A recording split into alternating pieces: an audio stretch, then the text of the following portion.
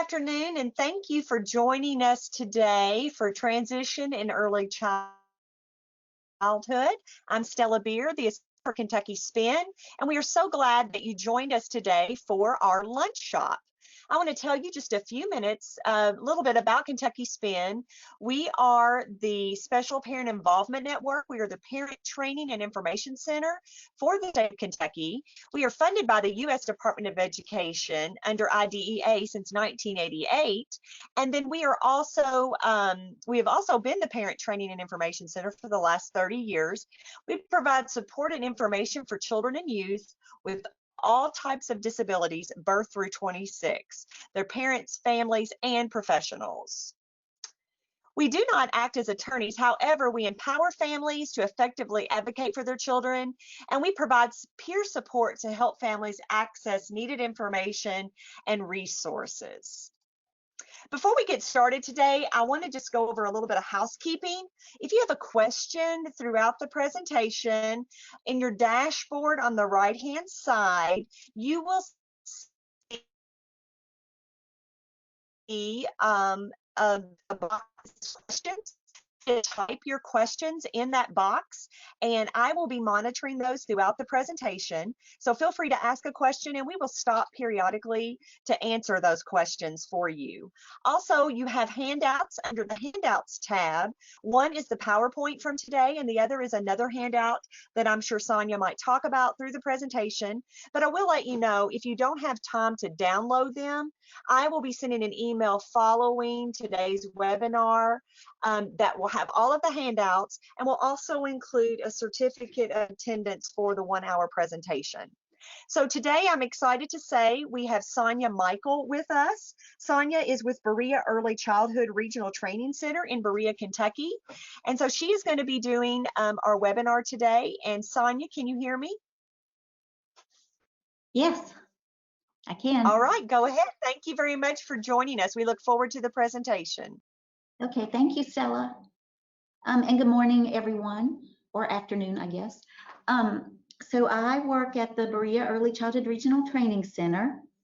And in the past, I've had many jobs, but one of my jobs was as preschool coordinator. And as part of that position, I transition children from early intervention services to public preschool services. So that's kind of my experience in that realm.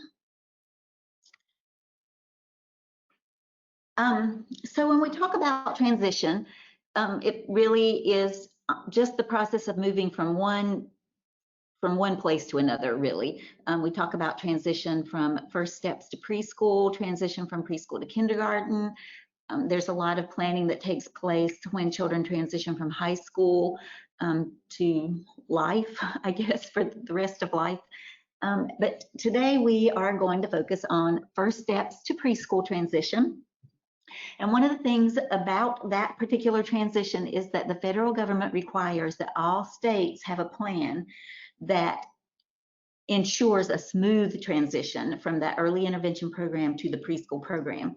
And we will talk more about that later, but that is a key point for the first steps to preschool transition.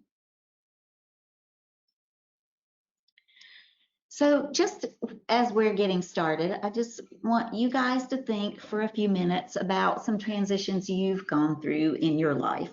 So just for a couple of seconds, think about 2 transitions you've had, but think about your earliest school transition, if you can, think back to that, and any other transition, getting married, graduating from high school, going to college.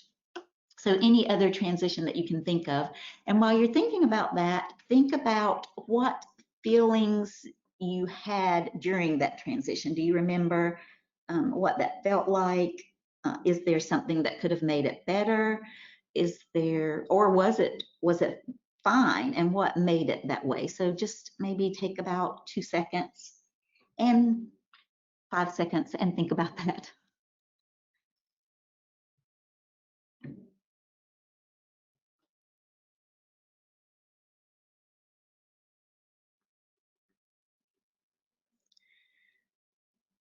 So, of course, in this format, it's hard for you to share with me, but I can tell you that when I think back to my earliest school transition, I'm old enough that I didn't go to kindergarten.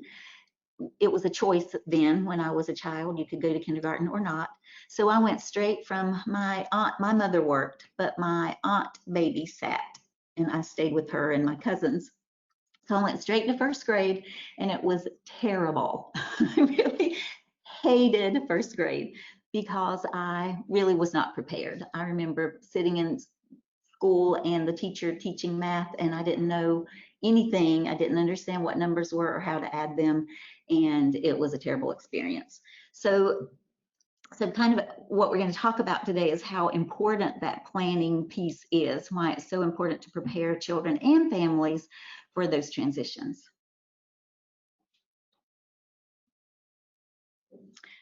So really, I sort of already touched on why transition planning is important, but what we know is that children are more successful when they can engage with their peers, teachers, and the classroom environment. So for example, when I started first grade, I wasn't prepared for that environment. I didn't know what was going to happen. I didn't understand the rules and the expectations. So it was really difficult for me to have a positive experience. But when children are prepared for that, and when their families are prepared for that, it really helps them be successful because they know what to expect. They can adapt quickly to the routines, and it really supports that growth and development and that ability to learn, because we all know we have to feel safe and secure in order to continue learning. So good transition planning prepares children and their families so that the children are more successful and that families feel comfortable with what's going to happen.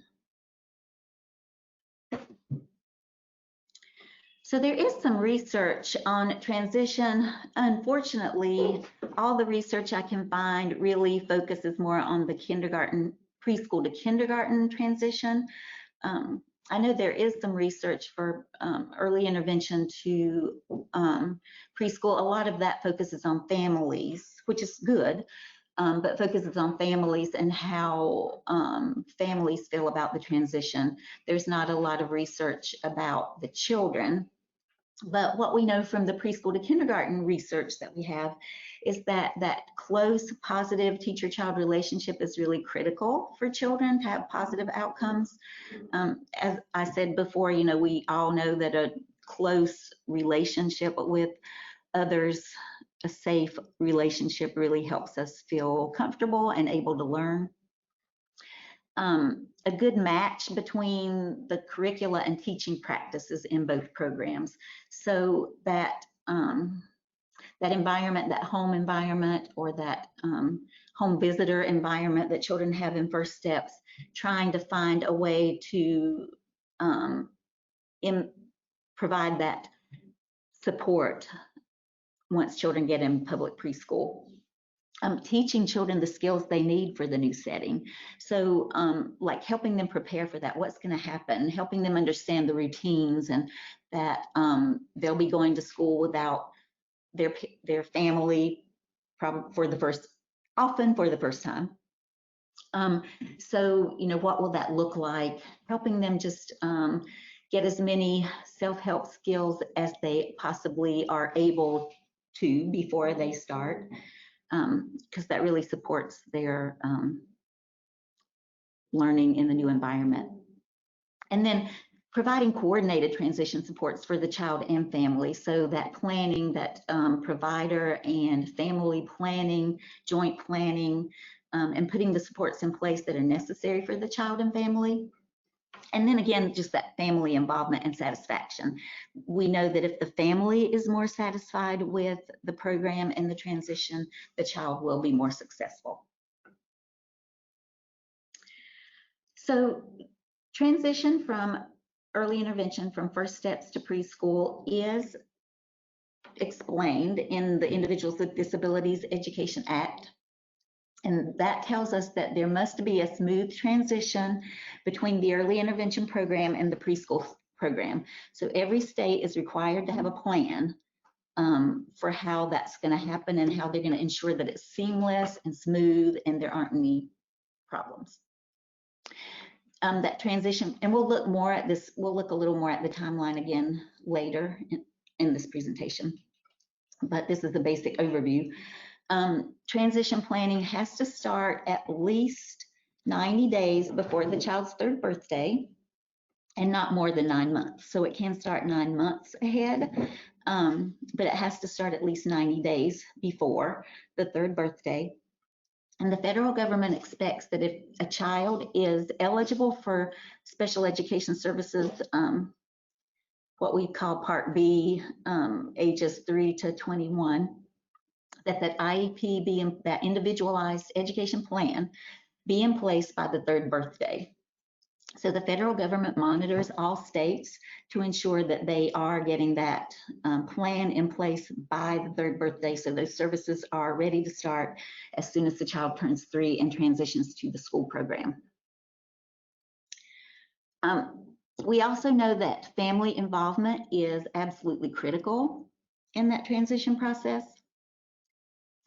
And again, that's because the family absolutely has to feel comfortable with the process and with the plan, because the family is then going to help the child feel comfortable and be successful.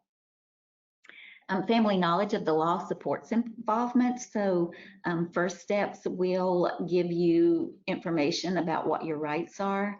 That very first meeting with the school system, they give you information about your rights as a family. So it's important that families can advocate, know what the law says and what their rights are, and are able to advocate for those rights. Family permission at each step of the transition process. So at any time a family can say, no, we don't, this is not something we're interested in at this time. So the family has complete control over the decisions made about their child.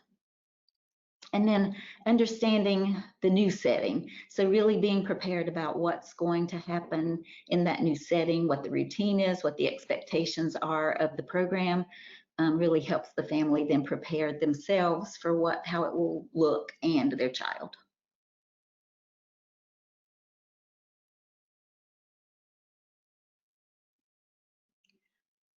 So I did say we would look at this a little bit closer, the Part C to Part B transition. So Part C, under the Individuals with Disabilities Education Act, is the early intervention, or in Kentucky, we call it First Steps. And Part B is the big school, I guess, special education services under Individuals with Disabilities Education Act, and covers children ages 3 to 21. So as soon as a child turns 3, they are eligible for services through the public school system. So as I said before, the transition must start at least 90 days prior to the third birthday, but and no more than 9 months prior to the third birthday. So at that time, your the First Steps services coordinator contacts the family, starts the transition conference process, lets the school system know that this child will be turning 3 and will be coming to them for services. So, and that's all done with the family's permission. So the family has to give permission for that transition conference and for that information to be shared with the public schools. But that happens 90 days at least prior to the third birthday to give time to determine eligibility for preschool services. And then the next thing that happens is a referral and evaluation. So after that transition conference, First Steps, with the family's permission again, would then refer the child to the school district. LEA stands for Local Education Authority, which is basically your local school district. So the First Steps would then, with family permission, refer the child to that LEA, that school district, for referral and evaluation. And what that means is that under IDEA, you have to have a referral to begin the evaluation process. And children under turning 3, and we'll look at this in a few minutes also, there are a few differences in eligibility under First Steps and under the Part B preschool program. So there are a few differences in eligibility, so that referral is necessary so that the school district can then start the eligibility determination. So they would use, the school district then would use some evaluation results to determine whether the child continues to be eligible for services under the new guidelines of Part B or public preschool programs. And then once eligibility is determined, the individualized education planning would start. So that can be developed during the eligibility meeting as soon as the child is determined eligible, and usually is. The school district has what is called an ARC, or Admission and Release Committee, that meets and reviews the evaluation data and determines the eligibility for the child, along with the family, and then that individualized education plan is developed. Usually the way that works is that the school personnel may have some recommendations for what they think would be good goals for the child, but family input is really critical again to that, because the family does sign the IEP and say, I agree with this. So the family also shares their input about what they think is appropriate for the child. And we'll talk again, there is some difference in the way we determine goals on the IFSP, or Individualized Family Service Plan, compared to the Individualized Education Plan. And we'll talk about that a little bit in a few minutes. And then once the IEP is developed, because the Individualized Education Plan determines what sort of special education services the child needs and what amount of specialized education services the child would need. So based on that information, then a placement is determined. So the Individualized Education Plan determines what kind of services and how much of the service will be provided and where. So just that need for services really guides where the services will be provided. And then we begin implementation of the IEP. Once that's all in place, it starts on the 3rd birthday and is then reviewed annually. So every year after, every year, 1 year past the date of beginning the IEP, it must be reviewed. But of course, always can be reviewed sooner than that, at least annually, but anytime before that is also okay. So I said we would look at some differences between First Steps and the public preschool program. So of course, one difference is age. We know that the First Steps program serves children birth up to age 3, and then at that 3rd birthday, they transition to the school district services. So public preschool serves children ages 3 and 4, starting on the child's 3rd birthday, if they're eligible, until they start kindergarten. Eligibility is determined a little bit differently for First Steps than it is for public preschool program. For First Steps, a developmental delay or a medical condition that results in, that establishes risk for developmental delay, children are eligible. But with public preschool, they must have a disability that adversely affects their educational performance. So they gather evaluation data, look at the child's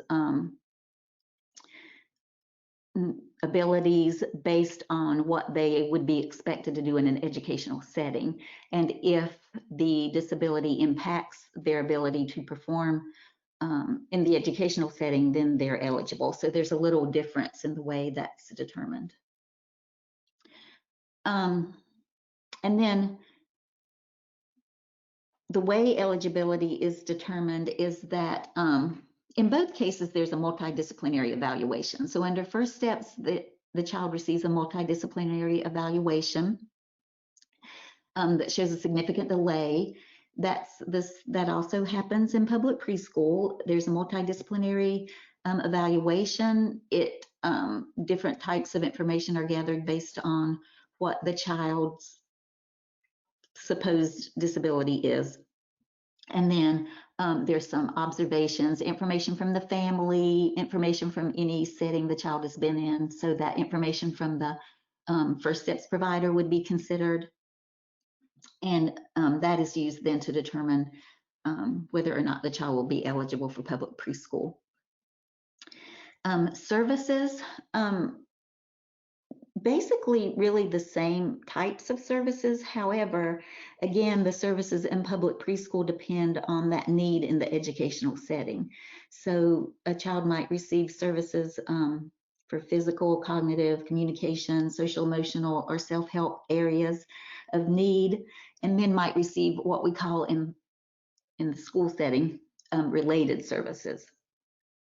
So things like speech, transportation, assistive technology, those kinds of things would be considered related services, but can also be provided through the public preschool program. And then how services are provided, or first of all, services are specified, of course, by the First Steps, the Individualized Family Service Plan, but in the public preschool program, services are specified on the Individualized Education Plan, and that would specifically tell what kind of service would be provided and how much, so the amount of services provided.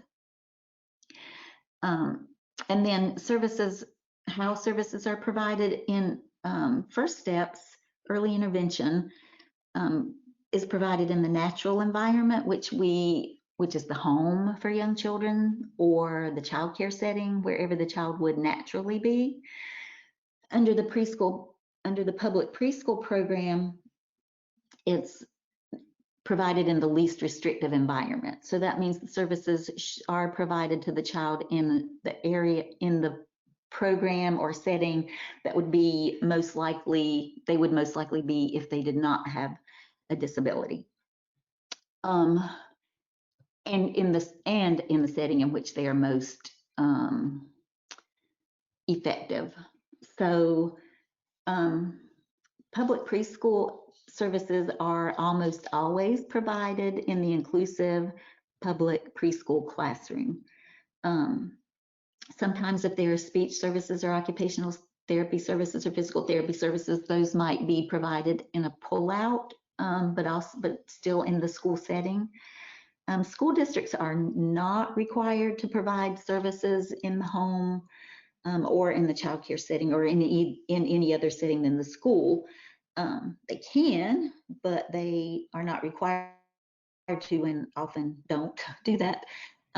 So if a family decided they did not want their child in a public school program, but the child would benefit from those services, then the school might ask that the family bring them to the school just to receive the services.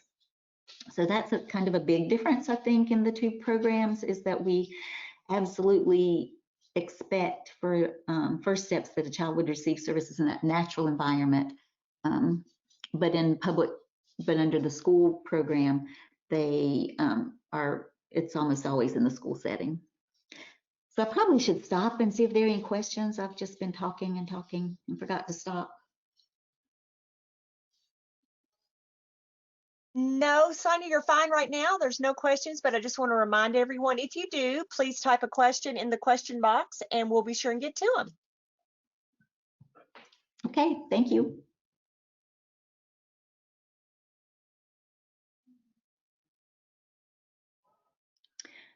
I guess the one thing I didn't say is that the individualized plan we know is different, which I've already said before, but it's the Individualized Family Service Plan for First Steps, which is evaluated every 6 months, and the Individualized Education Plan in public preschool, which is evaluated at least every year, but can be sooner if families feel the need, or staff, public preschool program personnel feel the need.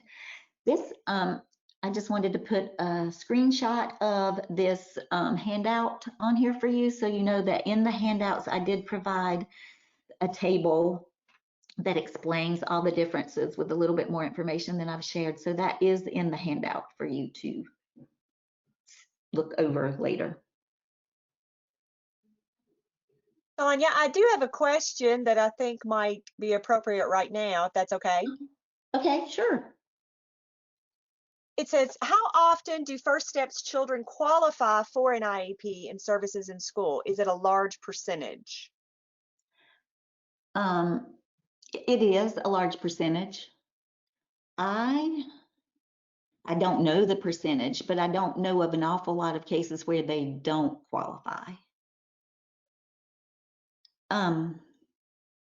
And they can qualify based on, like, it can be a speech delay, a language delay that would qualify them. So it doesn't have to be a significant overall developmental delay. The criteria is pretty similar for that developmental delay. It's, it's based on standardized scores. So it's the same delay in First Steps or preschool. The only difference is that in First Steps, children qualify sometimes based on a medical at-risk category, and that doesn't happen in preschool. So that would be the only time that usually that children might not qualify, is if they were getting services, like if they were premature, but their skills, I guess, had caught up, or sometimes if children are born exposed to drugs, they might automatically qualify for First Steps, but might not for the school system. Does that help? Make sense? That was perfect. Thank you. Mm-hmm.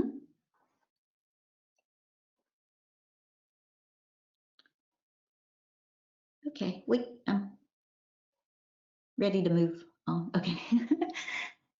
So I just have a few videos to sort of just help us think about everybody's perspective, I guess, because every transition is kind of a scary time. I know the thing I've heard most is that this is one of the most difficult transitions for families a lot of times, because early intervention services are very family oriented. Families are very supported under early intervention services. And public preschool, I think, tries to be supportive, but it's different. It's like moving from a home or a childcare setting where you've been your whole life to a new setting. So we know families have concerns, but teachers too. So teachers getting a child, particularly one that has fairly significant delays, might really be concerned. So this first video is just kind of trying to consider what the teacher might feel.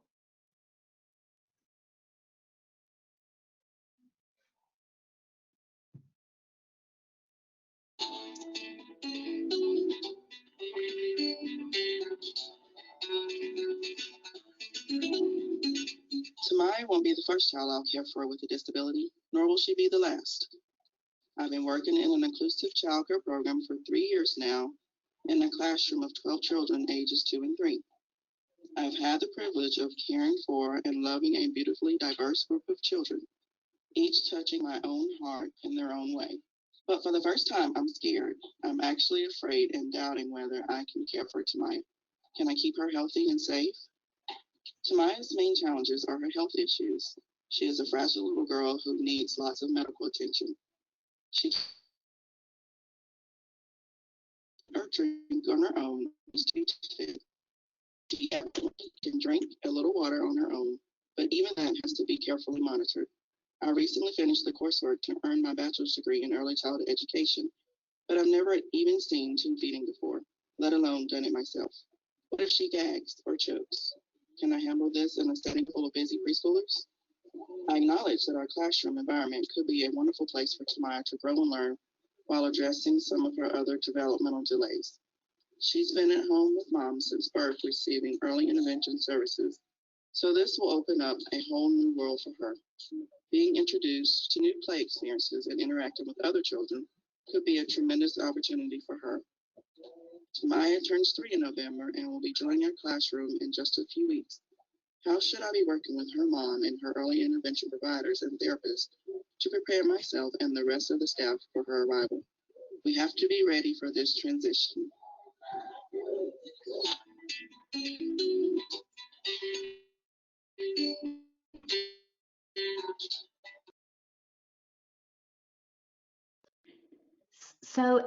So in watching that, we hear a lot of concerns from the teacher that she won't be prepared to handle the significant needs of Tamaya.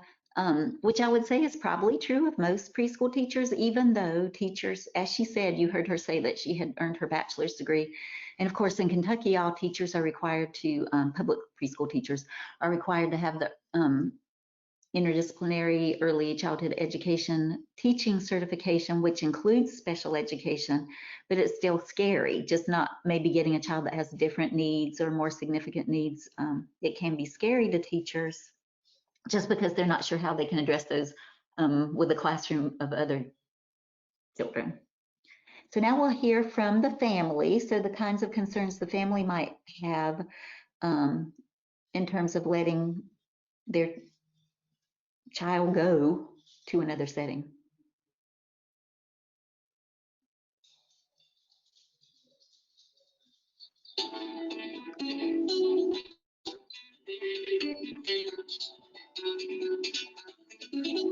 My little baby girl is on her way to preschool. I would guess every parent goes through a mix of emotions at this stage. But as a parent of a child with disabilities, these worries are bigger for me. I want Tamaya to grow and develop, to play and make friends, but most importantly, I want her to be safe and happy. Yes, I'm nervous about letting go, but my husband and I agree that this is what's best not only for Tamaya, but for our family as a whole. I know the teachers and staff at the Child Care Center are concerned too, and I understand. Believe me, I didn't know what was in store for our family when Tamaya was born. Having a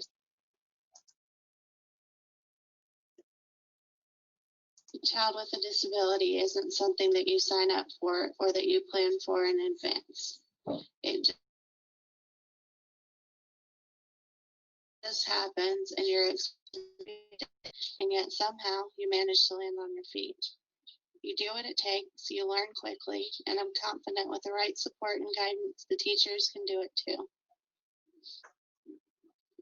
Tamaya has been receiving early intervention services in our home. The service coordinator connected us with a speech therapist, an occupational therapist, and a wonderful physical therapist who has been working with her since she was born. Tamaya is a very shy, quiet child, and she has a hard time getting comfortable with people in a new situation. So I'm worried how that will go in the new school and who will be providing her therapy. I really hope the staff at the center get to see the Tamaya that I know at home. She talks all the time and loves to sing and dance, but I know it is going to take her some time to get used to this new place and people. I really want to help make sure the staff is comfortable and confident in caring for Tamaya. I want to be open and honest with the information that the staff need and try to share what life is really like. Leaving Tamaya is going to be so hard for me. I hope the staff can help us because this is a big transition for all of us.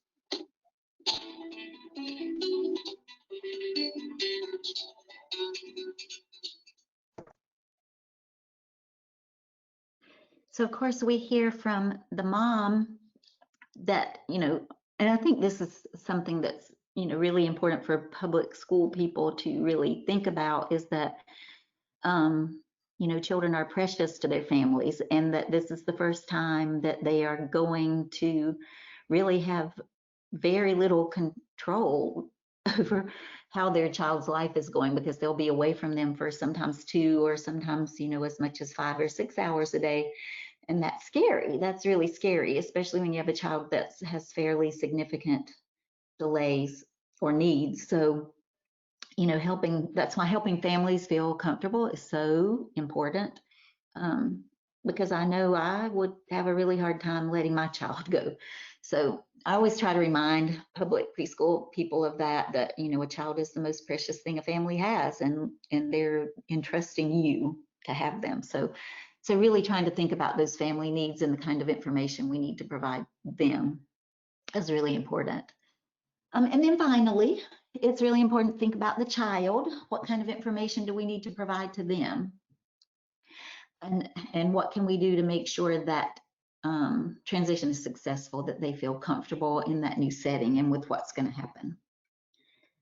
So I think now we're going to talk about some things to do to support that transition. If there aren't any questions, there aren't any questions so far. I do have another question. Okay. Hang on one second. Let me pull it up. It says, do you know what the plans will be for children who turn 3 during pandemic while First Step services are paused? That's a really good question. So school districts have been talking about that and about what to do about it. So what the guidance from the state, the Kentucky Department of Education, the Office of Special Education and Early Learning has been for school districts to try to go ahead and schedule those transition meetings by phone or video conference with families. So trying to work with that First Steps service coordinator to go ahead and get those transition meetings planned, and meet with the family virtually to see, you know, what can be done to start planning that transition. And of course, it's going to be difficult. I know a lot of districts are starting now to sort of try to do some evaluations and screenings with children, just, you know, minimizing the contact with people. Maybe just the child comes in, not the family, which is not the best way to do it, but trying to make sure some of those things are getting done in terms of evaluations and determining eligibility. And then also the federal government did, I'm not sure it was passed by by Congress, but the Department of Education, the Federal Department of Education did recommend that those early intervention services be allowed to continue until eligibility past that 3rd birthday, if necessary, until eligibility could be determined. But that's kind of where it's at, is they're trying to make sure they're still holding those transition meetings, even if they can't be in person, and try to make sure that eligibility is determined if possible, and if not, have a specific timeline for when it will be addressed. So is that good? Yes, I think that was great. And then one more, and then we'll move on. If First Steps children are denied preschool eligibility, can they appeal, or is there a reevaluation?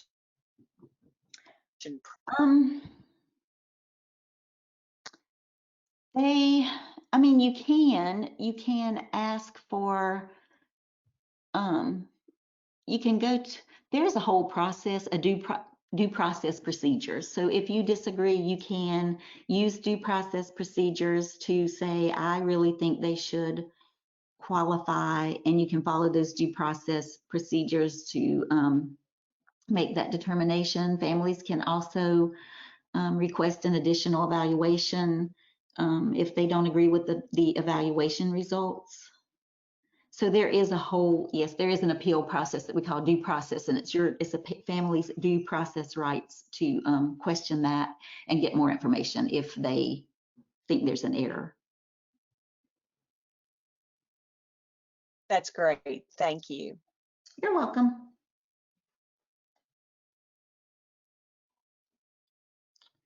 And I also want to say that families, just one more thing about that, is that families can always bring an advocate with them to the ARC meeting.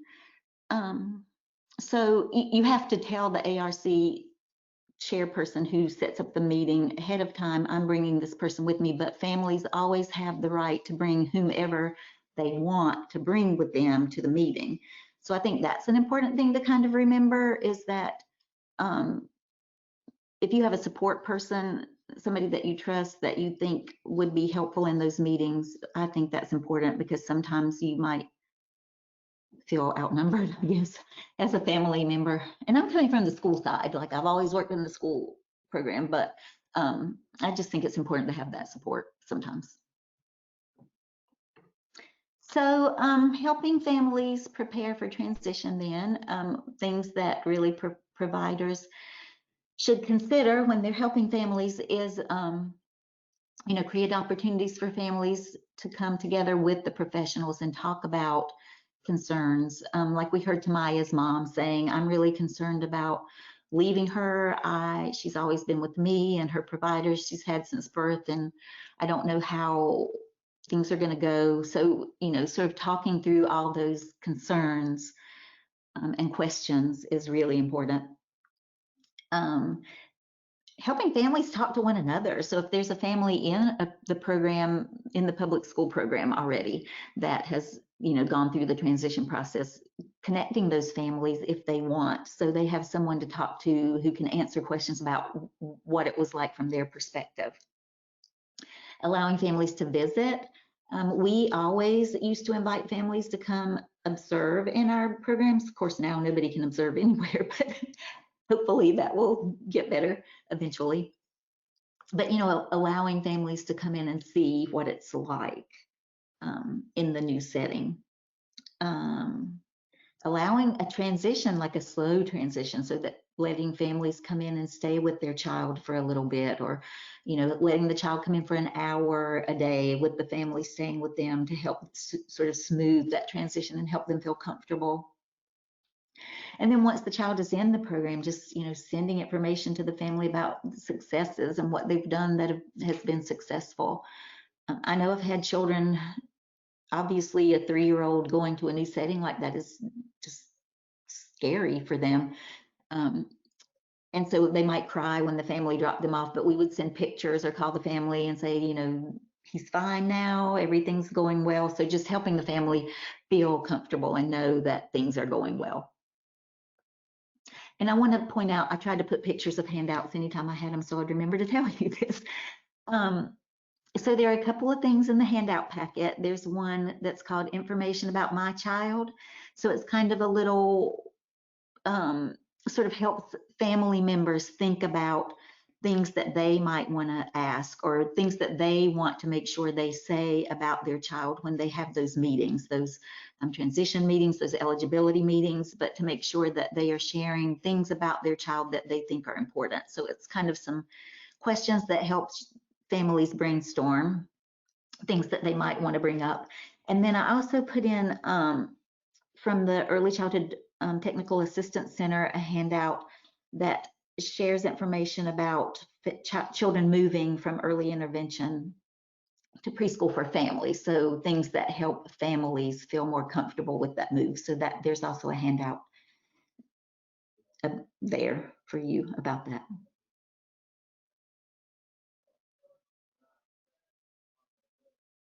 And this is a video actually from that guide that is a family member sharing her transition experience from early intervention into preschool. 2 hours from now.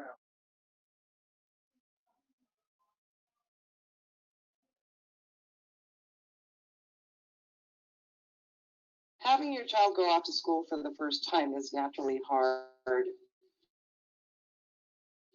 When it came time for my son, who has special disabilities, it was terrifying. Because of his disabilities, he qualified for special education preschool at age 3. Just the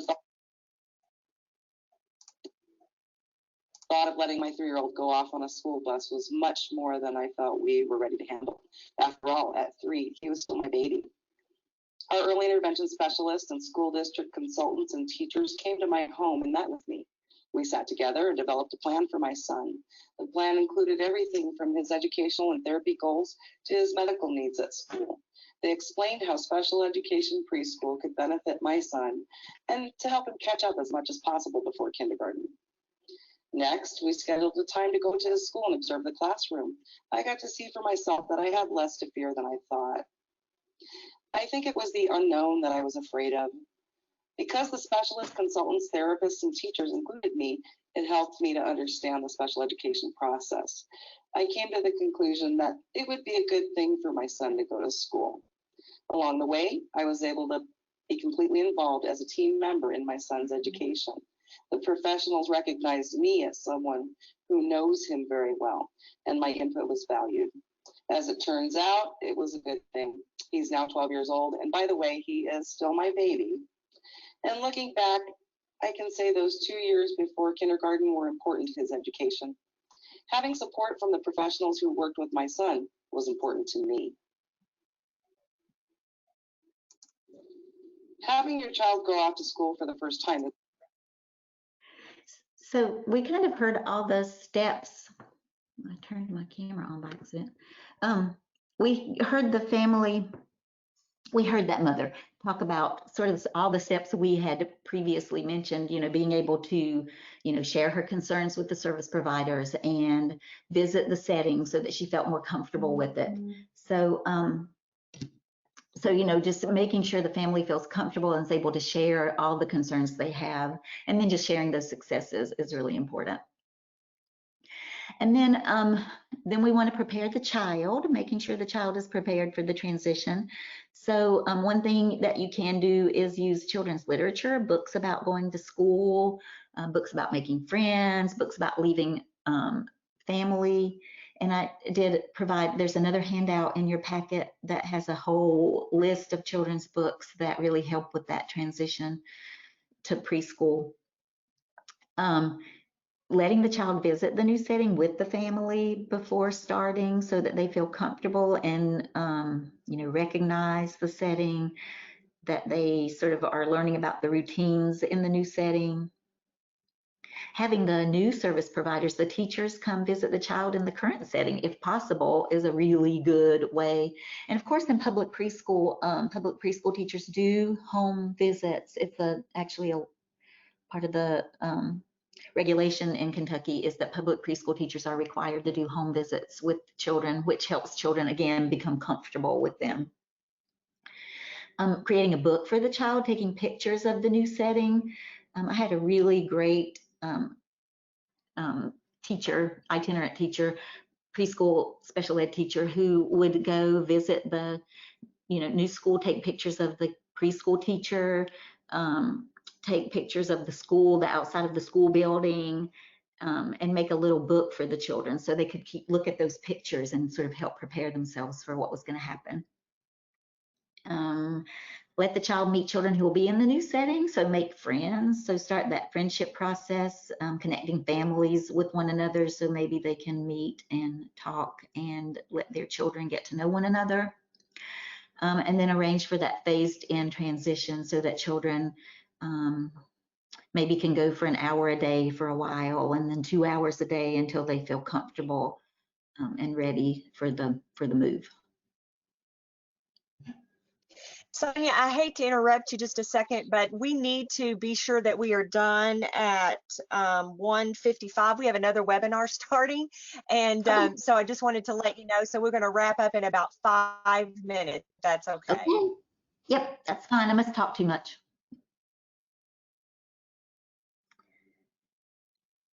Okay, I think. At all. And then finally, it's really important that the professionals are prepared. We heard Maya's teacher talking about how, her concerns. So again, some handouts.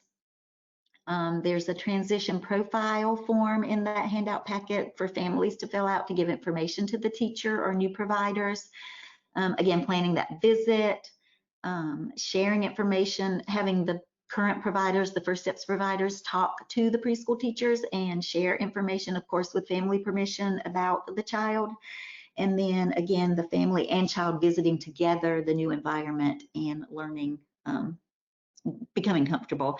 And there are a few handouts there. There's another handout from the Early Childhood Technical Assistance Center. And then there's a transition checklist that providers can use to sort of make sure they're following best practices.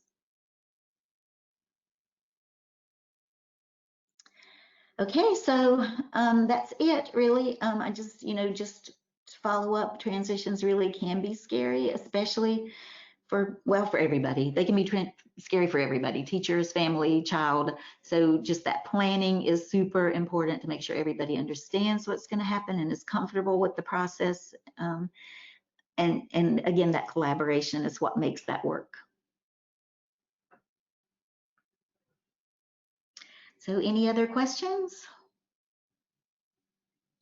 I think that's all. There might be a couple of more, but I will send those to you to answer individually. And just to let everyone know that all of the handouts that Sonia's talked about, we will be sending in a follow-up email to everyone. And I apologize if there were any technical difficulties. My Wi-Fi was kind of being a little slow, so I hope everyone was able to hear. I didn't get any complaints or anything, so I hope everyone was able to hear. And Sonia, thank you so much for participating today. And if just to let everyone know, at the end of the webinar, you'll be prompted to complete an evaluation, and we would really appreciate you doing that. Thank you for inviting Thank me. you, Sonia. We absolutely thank you so much, and I hope everyone has a wonderful day. Thank you.